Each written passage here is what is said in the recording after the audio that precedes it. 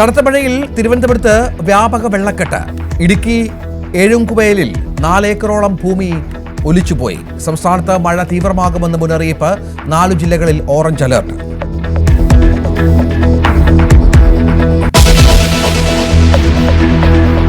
സർക്കാരിനെ പിന്തുണച്ച സുകുമാരൻ നായർക്കെതിരെ NSSൽ പടയൊരുക്കം. പ്രമേയം പാസാക്കി എറണാകുളം കണയന്നൂർ കരയോഗം. പിണറായിക്ക് പാസേവ ചെയ്യുന്ന കട്ടപ്പയെന്ന് പ്രമാണം കരയോഗം ഓഫീസിന് മുന്നിൽ ബാനർ. NSS എന്ത് തീരുമാനം വേണമെങ്കിലും എടുക്കാമെന്ന് VD സതീശൻ.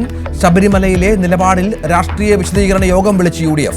NSS പിന്തുണ LDFന്റെ 3ാം വരവിന് ഗുണം ചെയ്യുമെന്ന് MV ഗോവിന്ദൻ.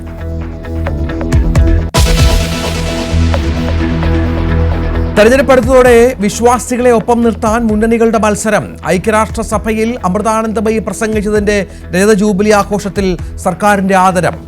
ഭൂരിപക്ഷ സമുദായ സംഘടനകളുടെ വിശ്വാസം തിരിച്ചുപിടിക്കാനുള്ള തീവ്ര ശ്രമത്തിൽ കോൺഗ്രസും BJPയും.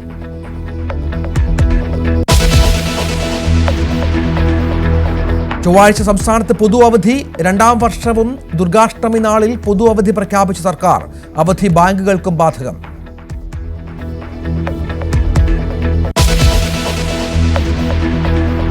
നാളത്തെ തിരുവോണം ബമ്പർ നറുക്കെടുപ്പ് മാറ്റി. അടുത്ത മാസം 4-ന് നറുക്കെടുക്കും.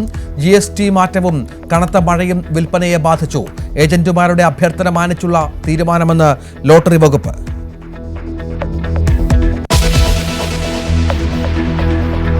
ഓപ്പറേഷൻ നുംകോറിൽ കസ്റ്റംസിനെതിരെ ഹൈക്കോടതിയെ സമീപിച്ച് ദുൽഖർ സൽമാൻ.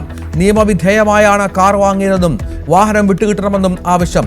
വാഹനക്കടത്തിൽ ചെക്ക് പോസ്റ്റുകൾക്ക് ജാഗ്രതാ നിർദ്ദേശം നൽകി കസ്റ്റംസ്. കുണ്ടന്നൂരിൽ നിന്ന് പിടിച്ചെടുത്ത ലാൻഡ് ക്രൂസർ ഉടമയെ ചോദ്യം ചെയ്തു.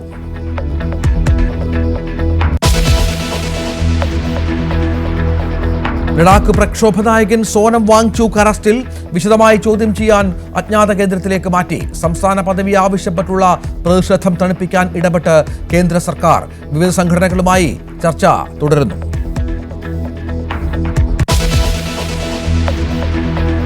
ഗ്രൗണ്ടിൽ പ്രകോപനപരമായ ആംഗ്യം കാണിച്ചതിൽ പാക് താരങ്ങൾക്കെതിരെ നടപടി.